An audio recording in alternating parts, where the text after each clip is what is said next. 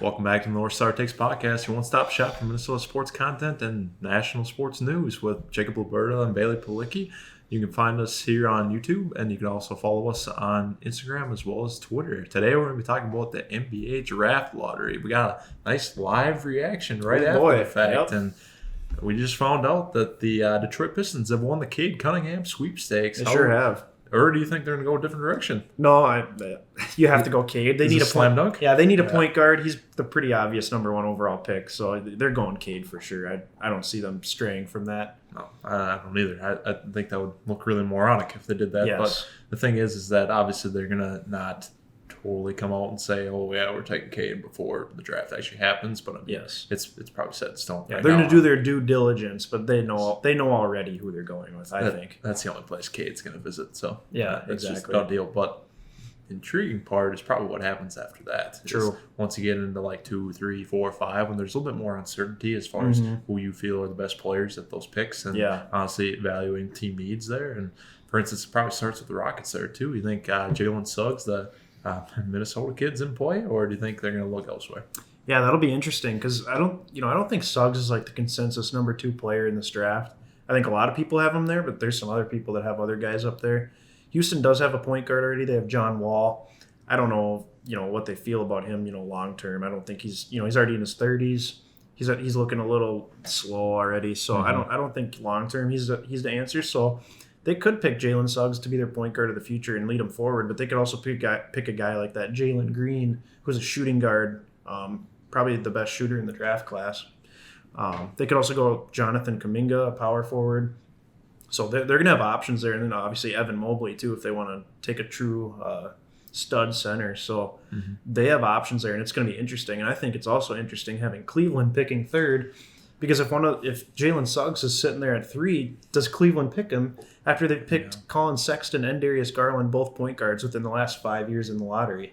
Yeah, you would think they almost couldn't, and they'd have to trade out or something. Right. But the thing is, would they just take him and say, see you to Garland or something? Right. I don't know. I could easily see them trading one or both of those point guards. Just to pick Jalen Suggs if they think he's the better player. But exactly, I know, and I do kind of wonder. Cleveland always ends up with pretty good luck in these lotteries. It seems like this past decade or so. They get the number 1 pick how many times, and then now they're picking top 3. Albeit, I think this is where they had the 3rd highest odds coming into this lottery, and I think you're right. They ended up pick 3, so that fit for once. But the thing is that that's where it's almost reminiscent of the NFL draft in some regards, because maybe the draft starts at 3 if you feel like Cade's a slam dunk for the Pistons at 1, and then maybe Jalen Suggs at 2 to the Rockets, and all of a sudden maybe the draft starts at 3, just like it did with the Niners back in the NFL draft, and then maybe you think the Niners, it was the Dolphins originally. They traded out.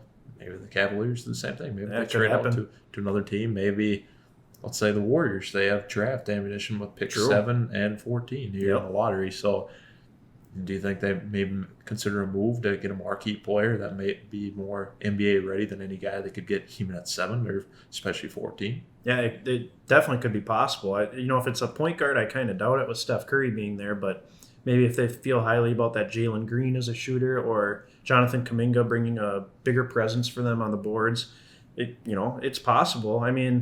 You also have OKC sitting back there at 6. They have a ton of first-round picks for the upcoming decade, it seems like. So they could trade 1 or 2 of those to move up to 3 if they really felt like a Jalen Suggs or Evan Mobley was going to be a franchise changer for them. So exactly, I kind of agree with you. I think it makes a lot of sense for Cleveland to actually trade out of this pick and get a decent haul for that. So, and I think Toronto's in an interesting spot sitting at 4.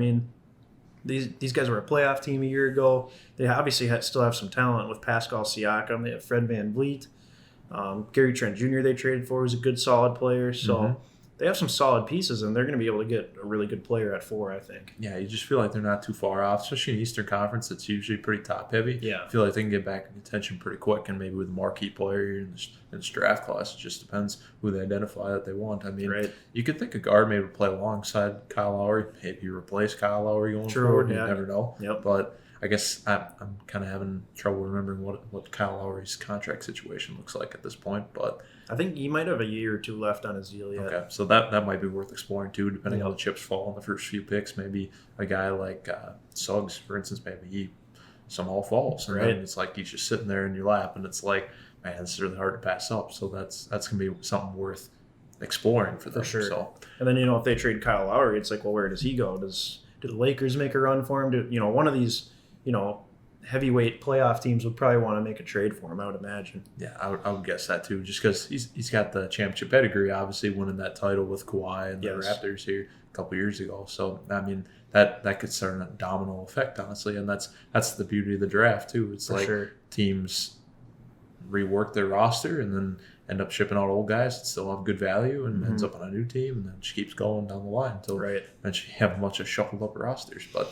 this lottery is always fun. It is one of the things I enjoy the most about the NBA draft over basically any of the other professional sports drafts. I mean, NHL the same thing too. Yeah, that's something to consider. But the NBA draft lottery, I just love the whole production of it. I mean, get Mark Tatum out there grinning about who's picking at the top of the draft and changing the franchise forever. Really, I mean, what does this mean for like a franchise like Detroit, who's just been cellar dwellers? They're in a really bad spot right now, and they really need a guy like Cade Cunningham, just as transcendent talent.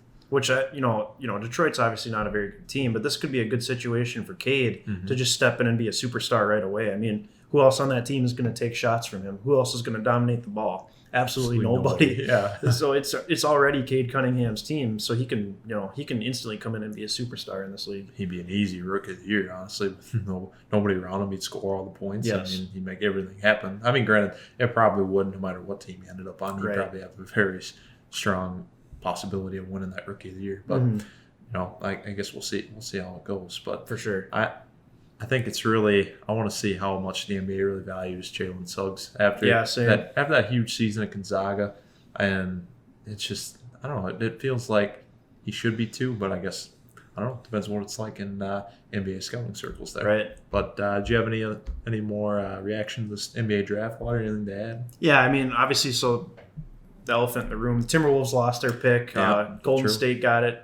It's going to be the 7th pick in the draft. So we all kind of expected that. I think the Wolves had the 6th best odds, so the pick slid back one spot. So it was expected. Now Golden State doesn't have as good of a pick, obviously. If it would have hurt if it would have been the number 4 pick, because then Golden State would have had a shot at a really good player there. I know. So, yeah, we expected this, and now the Timberwolves can just go into off-season mode and start, talking trades, talking to free agents, stuff like that. So they don't have a draft pick at all this year. So from the Timberwolves standpoint, the NBA draft is going to be pretty boring. Yep, actually, couldn't have said it better myself. But like you said, at least this domino fell. Now you know one way or another if we're going to have the pick or not. And now we know we don't. So then you can plan for that, because obviously there's different circumstances. We ended up with if we would have ended up with the top 3 pick, that kind of changes the whole complexion of this offseason as far as who we might draft. And like if we were picking at the very top, ending up with maybe another point guard and then having to rework our guard situation, or maybe get lucky and end up with 3, get a guy like Kuminga or Mobley or something like that. Maybe feels a little bit more straightforward. But then we've talked about before how getting a draft pick like that, they're going to make enough money where we need to create cap space for them. Like moving on from Beasley or Rubio, and that would open up another can of worms. That is true. So it's good that we now know one way or another. So then now we can see if Rose Haas starts making some trades. Yeah, I think this guarantees D'Angelo Russell is back, unless of course we can trade him for some, not Ben Simmons, but for some good, really good player, which I don't see happening in this year's trade market. So I think D'Angelo Russell for sure is back now. And then, the Wolves can honestly keep, both Rubio and Beasley if they want, and then just sign a cheaper free agent. So, and I like that. Yeah. So it'll be interesting to see what they do. I mean, obviously they need to rework the roster a little bit, but how much they actually do, it'll be interesting. Yeah, I'm ready to get finished the whole offseason to work with whoever we got here when it comes closer to the season, and then see what we can do. Assuming everybody can stay on the floor, stay healthy, stay out of trouble, and then maybe we can make something happen. Maybe get back in the playoffs and have more than one playoff win since 2004, which is just... That's so disappointing. It'd be great to see the Timberwolves do it with their own core. The last time they made the playoffs, they had to trade for Jimmy Butler, and of course it blew up in their face after a season. So it'd be nice to see them do it with, Cat, who they drafted, Anthony Edwards, who they drafted, D'Angelo Russell, who they traded for, but they view as a piece of their core going forward. So exactly, that'd be a lot of fun. Just homegrown talent making it happen for you, rather than having to assemble this roster of these proven players. Albeit it's fun no matter which way you get to it or how you get in, but. Like you said, I think there's just a little bit more pride in it, I guess, when you develop your own players. But absolutely, yeah. But that'll do it for this conversation of the NBA, and we'll definitely revisit the Wolves as they make moves here this offseason. Then that's going to do it for this edition of the North Star Takes podcast. Be sure to give this video a like and hit that subscribe button on YouTube, and give us a follow on Instagram as well as Twitter, and maybe comment below if you don't think Cade's going to go number 1, or maybe give us a thought on who you think's going to go number 2 to the Rockets. So that's going to do it for today's edition of the North Star Takes podcast, and be sure to stay tuned for more content coming soon.